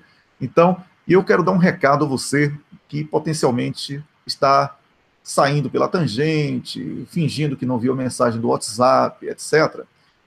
Os verdadeiros combatentes e parceiros, camaradas, eles são conhecidos nos momentos de adversidade. Batapinha no ombro, eu nunca quis. Olha, quando o programa estava no auge, todo dia um famoso aqui dando entrevista para a gente, recebia muito elogio aqui na timeline durante o programa, e eu falava, não gosto de idolatria é perigoso. E eu continuo dizendo a mesma coisa nesse momento em que as pessoas estão se escondendo por covardia, por medo ou por uma questão de necessidade. Respeitamos cada uma delas, mas saberemos valorizar quem é quem nesse momento. Porque lá na frente, né, e a verdade sempre prevalecerá, as pessoas irão entender que foram cruéis contra duas pessoas e uma equipe pequena, são os três, na verdade, assim, à frente do programa, e uma equipe maior que fica nos bastidores. Todos voluntários, tá? Nós somos massacrados. Nós somos muito massacrados, tá? Mas somos fortes. E se Lula está sofrendo tudo o que sofreu, perdeu até a esposa, que não resistiu à pressão, e está aí, vivo, incomodando pra cacete, não permitindo que a sua história política seja herança sem o seu consentimento, quem sou eu e Rômulo para reclamar desses tapinhas que estão chegando bem de longe? Então, eu quero dizer que nós estamos trabalhando com seriedade. Nosso objetivo é trazer o melhor debate. Eu acho que se você acompanhou, se estiver chegando agora, eu recomendo que assista ao programa na íntegra depois. Se você acompanhou desde o início, você percebeu que nós mantemos a nossa linha de trabalho, apesar de todos os esforços. Não vamos deixar cair a qualidade do programa em informação. Talvez, assim, celebridades da política e etc., a gente tenha, sim, uma queda. O que eu lamento profundamente, certo? Porque o tempo vai mostrar quem é quem. Agora, logo, logo, eles vão precisar mais da gente do que o contrário. E as portas estarão abertas para aqueles que souberam nos respeitar nesse momento em que somos vítimas de calúnias e difamações. Rômulus, muitas pessoas perguntando aqui, e eu quero que você, como advogado, fale em 3 minutos, tá, Rômulus? Olha só o tempo que eu estou lhe dando, tempo maravilhoso. Muita gente aqui, segundo a Camila, está perguntando sobre agora o que fazer sobre Lula. Eu queria que você, em 3 minutos, fizesse como advogado, tá? Vai ser muito fácil, Wellington, porque eu já respondi. Foi aquela minha fala exaltada. Desculpe, eu quero falar uma coisa, eu não faço gênero. Eu sou quem eu sou, e do jeito que eu sou, eu tenho aquele currículo maravilhoso do qual eu muito me orgulho. Se tem pessoas retrógradas que acham que para uma pessoa ter 2 mestrados, ter estudado nas melhores universidades do mundo, precisa botar a gravatinha e falar assim, você tá bem desatualizado. Eu nasci nos anos 80, tenho a cabeça... nunca quis dar carteirada, eu nunca quis que a minha opinião fosse respeitada pelos inúmeros diplomas e prêmios acadêmicos que eu tenho. Nunca quis isso. Fizeram isso, mas eu quero dizer, eu não vou ficar prisioneiro de canudo e prisioneiro de premiação que eu tive na minha vida, por graças a Deus estudar muito e ter facilidade com as coisas. Então, esse aqui é quem eu sou, e do jeito que eu sou, eu consigo tudo aquilo ali, e vou continuar, não me constrangerei com isso. Wellington, quero dizer o seguinte, você falou a verdade, eu quero tocar aqui um áudio de dezembro, de apenas 30 segundos, 30 e poucos segundos, que hoje vai ficar muito mais claro para as pessoas, e que está muito em linha com o que você disse. O Duplo Expresso ele não cede a pressões, ele continuará, ele entende quem, nesse momento, tem que submergir para não aparecer, mesmo que continue nos apoiando. E eu quero mostrar o que a gente vem sofrendo, as pessoas falaram, o que a gente vem sofrendo desde dezembro. O que a gente vem sofrendo desde dezembro, que se acentuou de uma maneira kamikaze, louca, quando a gente publicou aquele documento, Wellington. Por que esse documento causou isso é o que tem que ser explicado. Imediatamente, sem falar com a defesa do Lula. Quem falou com a defesa do Lula fomos nós. Eles agora estão querendo especular em cima. Não. Eles saíram tentando detonar o documento antes de falar com o Lula. Então, olha o áudio de dezembro, que agora vai ficar claríssimo quem é quem na narrativa.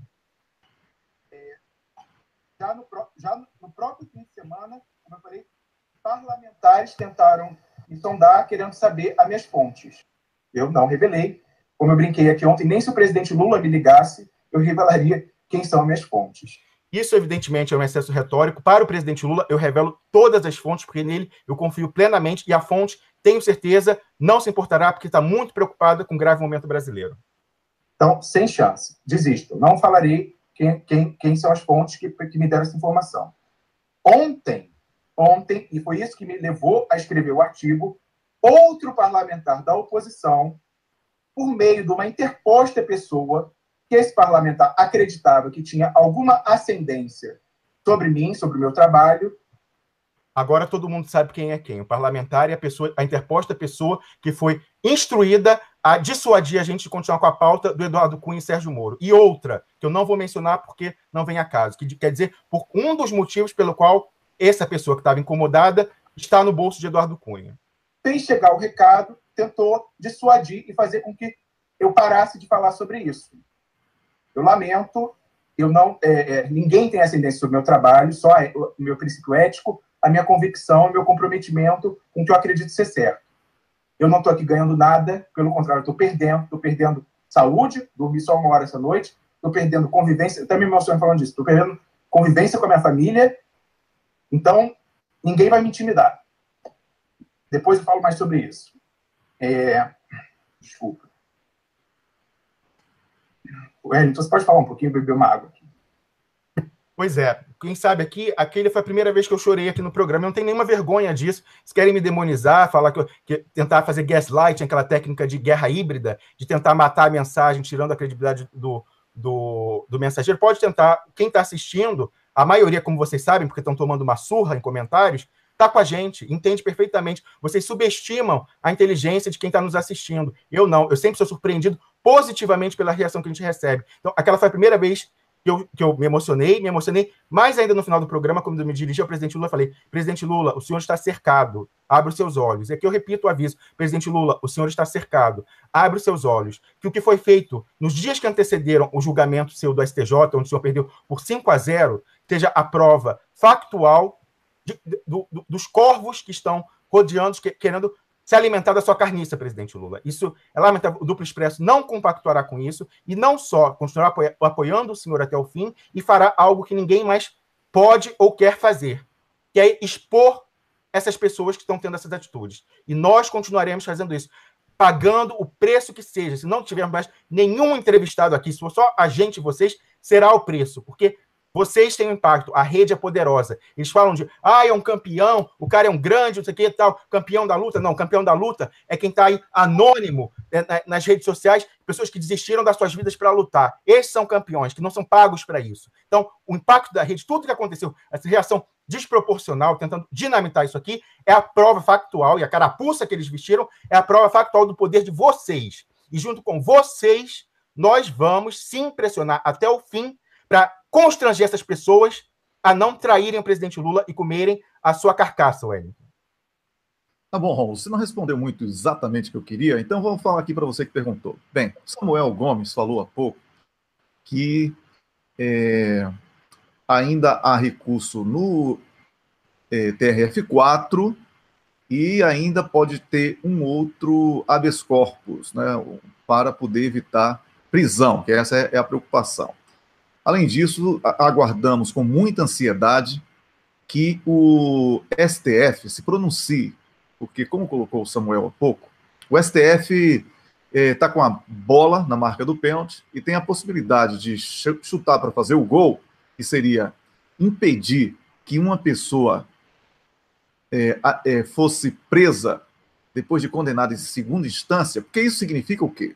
Se o STF permitir que uma pessoa seja condenada em segunda instância, ele está dizendo que ele não tem utilidade, porque não teria a necessidade de uma última instância. A segunda instância passaria a ser a última instância, porque a liberdade em um processo é tudo que se quer, tudo que a pessoa deseja. A liberdade é o sonho. Existe até um filme com esse nome, O Sonho de Liberdade, um filme lindíssimo que eu adoro, certo?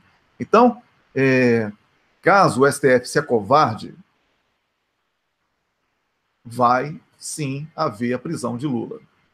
Não estou aqui dizendo que Lula não vai ser candidato, se o PT vai lançar plano B, porque isso aí é outra discussão. Estou falando do ponto de vista técnico, tentando responder. Não sou advogado, mas entendi a pergunta e estou respondendo dentro do que foi perguntado sobre Lula, porque é o que importa. Wellington. Não, Rômulo, eu não lhe interrompo, mas... Perdão, achei que você ia mudar de assunto. Então é o seguinte. Você que está assistindo ao programa Duplo Expresso deve ter em mente o seguinte: na condição de militante político, ativista político, cidadão, se você gosta ou não de Lula, você deve ter em mente o seguinte: Lula foi condenado por crimes forjados. Basta que você, se não gostar de Lula, coloque uma pessoa que você gosta no lugar, ou se coloque no lugar dele. Você gostaria mesmo de ser condenado injustamente?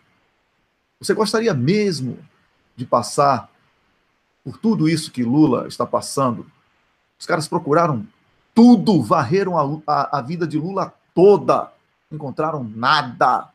Disseram que o apartamento era dele, depois a justiça penhorou para outra pessoa. Disseram até que a OAS era a laranja de Lula. Você acredita nisso? Falaram naquela época de pedalinhos, como se pedalinho fosse um pedalinho aqui na Suécia custa R$300, vamos chamar assim, se fosse converter de coroa sueca para reais. Você acha que era isso? Lula iria entregar Petrobras, não sei o quê, por causa de R$300 em um pedalinho? Você acha mesmo? Então, eu peço a você que está me assistindo que desperte para a sua ação. Não existe essa coisa de guerreiros, deputados ungidos, do mesmo jeito que eu condeno a igreja, que diz assim ao fiel: não ouça o que o inimigo possuído pelo demônio está falando contra mim, porque eles querem tirar você da casa de Deus. Não é esse o discurso? Você não acha isso engraçado?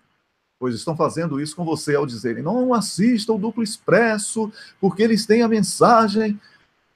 Olha, sinceramente, se depois de tudo que eu falei sobre Petrobras, Eletrobras, Lula, soberania nacional, referendo revogatório, depois de todo o discurso que Rômulo fez aqui, você ainda tem dúvidas sobre o nosso propósito, aí é um problema de insanidade mental e eu não sou psiquiatra. Rômulo, quem é o cocô do dia? Não. Quem é o cocô do dia? Não, então, eu vou falar. Não é um problema de insanidade mental, é o que eu te falei, é um problema de viés cognitivo que todo mundo tem, e esse, no caso, é o viés de confirmação. As pessoas já têm a posição tomada, inclusive vem instrução de cima, e aí elas ficam catando e não ignoraram, assim, inconscientemente, tudo que você acabou de dizer. E aí, desculpa, eu vou ter que fazer uma correção, porque é importante. Respeito muito o nosso querido Samuel Gomes, respeito muito você também, meu parceiro, mas vocês estão com a mensagem errada. A pessoa perguntou o que pode ser feito por Lula. E vocês caíram na armadilha de falar sobre recurso judicial. E aí você falou, tem um recurso do TRF4 e tem um HC, né? Não, vai ter um HC no STF e o julgamento da prisão em segunda instância. Não é isso que a gente tem que falar. Isso a gente vai deixar para o Zanin e para o Sepúlveda Pertence. É isso que os políticos querem que a gente fale. Esse pessoal que está no álibi. Não. Eu vou repetir novamente a palavra do ministro, você me corrigiu, você estava correto, ministro da Justiça, para nós até dezembro de 2018. Olha o que ele fala. Devo lhe dizer que não tenho, em relação ao sistema judiciário, qualquer tipo de esperança. Não tenho. Eu acho que isso se a gente, por acaso, em algum momento, vai ter alguma vantagem para a defesa de Lula, a processual, isso é em função das circunstâncias, de circunstâncias políticas, de avaliações políticas de risco. Mas, em hipótese nenhuma, não adianta ficar constrangendo, falando, o ministro do STF vai rasgar a biografia, vai rasgar a Constituição. Já rasgaram, já não tem mais biografia, e são presas dos esqueletos que tem no armário. Esse pessoal é um jogo pesado. Olha o que fizeram comigo na segunda-feira. Imagina o que eles não estão fazendo comigo do STF. Gente, o esquema é pesado. O esquema é forte. O jogo é pesadíssimo. Então não adianta ficar apelando para chantagem emocional para ministro. Eles são reféns. Então, assim, ele falou, em hipótese nenhuma, pelo amor à Constituição e pelo amor às garantias fundamentais ali inscritas. Então, a única chance do presidente Lula, e eu concordo com o Eugênio Aragão, é a ação política, Wellington. Então, por isso que é muito esquisito parlamentar ficar falando de recurso no TRF4 e de recurso no STF e de mudança de jurisprudência. Não, isso é para o Sepúlveda Pertence, isso é para o Cristiano Zanin. Como a gente viu, estão sendo sabotados por gente dentro do partido que usa a máquina, sequestrou a máquina do partido. Não. A única maneira de salvar o presidente Lula, como colocou o ministro Eugênio Aragão, é com a política. E quem tinha que estar fazendo isso, Wellington, não eram 2 brasileiros expatriados, não. Quem tinha que fazer isso é quem tem prerrogativa, quem é um mandatário da soberania popular, um mero mandatário da soberania popular. E essa, sim, está com Lula e exige que eles parem de fazer teatro e, efetivamente, com atos, mostrem que estão comprometidos com Lula até o fim. Esse é o nosso compromisso. Se eles não vão fazer, eu vou constranger sim, continuarei falando, nem que se me custe todos os entrevistados, falarei, porque é o meu papel. E se eu não fizer, ninguém mais vai fazer. Com isso eu fecho, Wellington. Meu cocô do dia, Wellington, são para blogueiros que se tornaram, da noite para o dia, na verdade, semana passada para cá, advogados, que eram blogueiros, teoricamente, né, progressistas, muito entre aspas, mas que se tornaram os maiores advogados de Sérgio Moro. E querem tanto defender Sérgio Moro que, inclusive, pagam o preço de detonar, como eu mostrei aqui com os áudios, a defesa de Lula, doutor Cristiano Zanin, chamando um ato processual formal dentro do processo, uma tomada de depoimento diante do tabelião de mentira, chamaram o Tacla Duran, testemunha de mentira, e chamaram o doutor Cristiano Zanin de mentiroso. E investiram contra o discurso do presidente Lula no aniversário do PT, que reforçou o não desejo, ou melhor, o desejo de Sérgio Moro de impedir a oitiva de Tacla Duran. Então, essas pessoas dizendo que o Sérgio Moro sempre teve o endereço e dando a entender que ele nunca se recusou a ouvir Tacla Duran, essas pessoas estão indo contra a defesa do presidente Lula e o presidente Lula. Talvez até essa tenha sido a instrução, Wellington Calazans. Tá bom, Ramos, eu só quero falar uma coisa aqui, olha. Eu falei que cada pessoa tem que agir individualmente, como cidadão ou como militante, através da política. Então, o seu pensamento reforça o meu, só que o seu exigiu das lideranças. Eu não. Eu exigi de cada pessoa que está me assistindo. Citei, inclusive, o exemplo do pastor, que tenta centralizar a palavra verdadeira, né? Aquela palavra que tem peso, é só dele. O resto é todo mundo inimigo de Deus, né? Segundo ele. Então, eu falei sobre isso, em alusão a alguns líderes que fazem isso. Então, a sua correção em relação ao meu nome foi falha nesse aspecto, tá tudo bem, tá perdoado, a gente não vai brigar por isso. Só tô garantindo o meu aí nesse latifúndio, tá bom? Da verdade. É o seguinte, Renato Mendes, Tomás Meirelles, Leninha Forte, Patrícia Falcão, Estefânia Silva, Luiz Rocha e Tiago Paulo são os nomes hoje enviados para a gente fazer a leitura de agradecimento pela audiência. O meu cocô do dia vai para uma justiça tão previsível que a gente não erra um aqui. Eu falei 3-0 no TRF4, pau. 5-0 lá, pau. É porque eu estou torcendo por isso? Não. É porque é isso que o Rômulo falou. Porque eu falei. Sem pressão política, sem pressão da sociedade, a vaca vai para o brejo, meu irmão. Eu sou Wellington Calazans, apresentei o programa Duplo Expresso a partir de Estocolmo, capital da Suécia, com meu amigo, parceiro, colega, Rômulo Maia, a partir da Suíça. A gente volta amanhã, às 6 da manhã, com mais um programa, mas eu quero dizer que se você tem Telegram, olha, o Telegram é muito melhor do que o WhatsApp, posso lhe garantir, muito melhor, mais leve, mais rápido, mais charmoso. e nós temos um canal lá, você digita assim, ó, Duplo Expresso. Aí tudo que a gente publica na página vai antes para lá. Até quando a gente está nos bastidores lá escrevendo, a gente dá uma dica para você ficar curioso, tá? Então, eu recomendo que você se inscreva no nosso canal do Telegram. É muito legal, divertido, todos os memes que o pessoal cria também, da equipe, os textos, enfim. E eu quero agradecer a você por mais um programa Duplo Expresso nessa audiência. Compartilhe, comente, apresente sugestões. E você que é policial federal, você que é militar, você que é político, você que tem alguma informação importante, que acha que vai contribuir para derrubarmos o golpe, para ajudar Lula, pode entrar em contato com a gente. Tem sido assim que a gente tem feito a diferença. Interatividade nas redes sociais, respeito ao público de verdade. Não queremos, eu fui da revista X, da televisão Y, eu isso e aqui. Não. A gente quer que você faça esse programa com a gente. Daí o segredo do sucesso, tá bom? Um grande abraço, Rômulos. Um grande abraço para você. Até amanhã, 6 da manhã. Daqui a pouquinho tem drops para a galera do Telegram, tem Twitter e tem também o VK, o Papo Russo. Tá bom? Um abraço. Tchau, Rômulos. Wellington, você esqueceu o recado tão importante quanto o Telegram.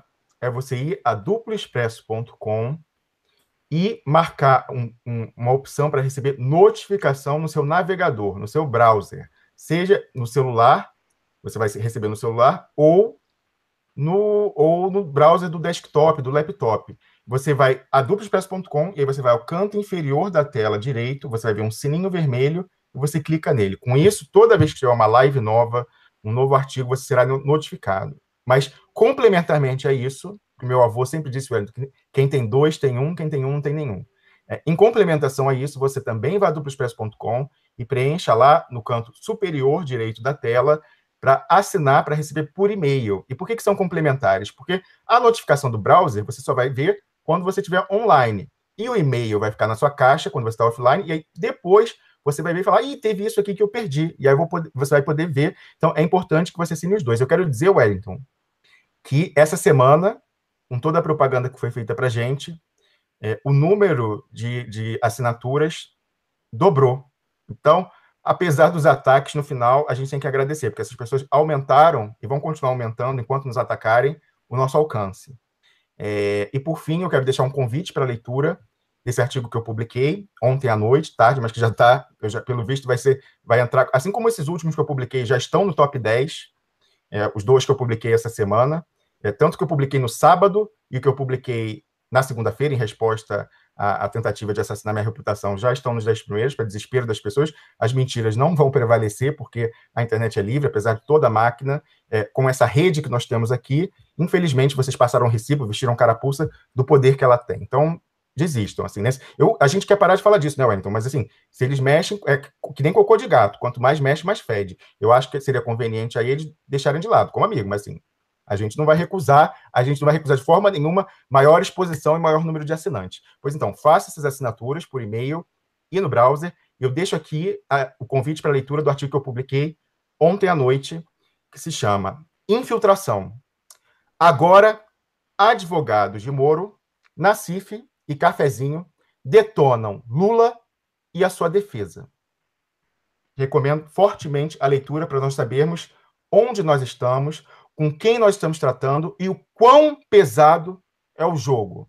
Eu deixo aqui o meu abraço, desejo um bom dia, um dia de luta. Nós estamos juntos. Eu sei que é muito duro ouvir esse tipo de coisa, ler esse tipo de coisa, ter esse choque de realidade, mas ele é importante para a gente não continuar caminhando que nem os ratinhos do flautista de Ramelã para jogar a gente no rio. Não adianta ficar tocando a flauta mágica para pegar, o STF vai resolver. E aí, quando acordar todo no choque, já foi jogado no rio para morrer afogado. Não. O melhor é acordar agora, entrar em choque, antes que seja tarde, e com a nossa força, já está demonstrada cabalmente por essas pessoas, tentar mudar a realidade e tentar fazer com que não consigam não consigam fazer com que Lula seja tornado contra a sua vontade, contra a vontade do povo brasileiro, que vê nele a única chance de retomar o Estado para o Brasil e para os brasileiros, pessoas que estão interessadas no pós-Lula, no seu espólio. Então, a sociedade sabe que só Lula conseguiria. Celso Amorim falou que só ele poderia negociar o referendo revogatório com os estrangeiros, sentar com os chineses e americanos ao mesmo tempo. Então, nós sabemos que só Lula pode. E quem não está com Lula, Wellington, é porque está com o outro lado. Rômulo, faltam quantos dias, Rômulo, para que os arquivos da Odebrecht, que inocentam Lula e que pegam os verdadeiros corruptos do Brasil, sejam destruídos, Rômulo? Wellington Calazans, isso é mais uma coisa dura e mais uma vez vou constranger e estragar um álibi. Faltam 85 dias, Wellington Calazans, para as provas da inocência do presidente Lula e das provas de corrupção de quem eles estão escondendo, ou seja, juízes, procuradores, tucanos, banqueiros, donos de império midiático, jornalistas, ministros do STF, procurador-geral da República.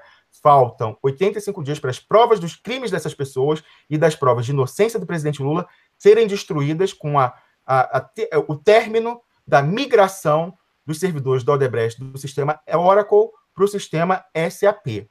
Só quem pode impedir isso, Wellington, é a Procuradoria-Geral da República, impedindo que a Odebrecht siga adiante desse plano. Mas, para fazer isso, ela tem que ser provocada, porque tem o poder de provocá-la. Não adianta eu mandar por e-mail, porque ela pode imprimir e usar como calço de cadeira bamba. A quem ela tem a obrigação constitucional, regimental, de responder, é a parlamentares. Então, só quem pode tentar impedir a destruição final das provas da inocência do presidente Lula, que ocorrerá inexoravelmente, se tudo seguir o seu curso, em 85 dias, são os parlamentares, Wellington. Então, a bola está com eles. Já começamos a contar, a gente começou em 88, já chegamos a 85. Quero saber qual número a gente vai chegar, porque eles podem antecipar, evidentemente, podem antecipar, sabendo que a gente está de olho. Então, quero saber quantos dias a gente vai precisar chegar para que um parlamentar tome a atitude de oficiar a Procuradora-Geral da República, exigindo providências para que seja impedida a destruição das provas do presidente Lula, Wellington. Durma-se com um barulho desses. Pois é, e diga que dormiu bem, não é? Rômulo, um grande abraço, um bom dia para você que me assistiu ao Rômulo, a Patrícia e também ao Samuel, a você que participa no chat com sugestões, com perguntas, com comentários complementares. Muito obrigado. Amanhã, às 6 da manhã, estaremos de volta com mais um programa. Até lá.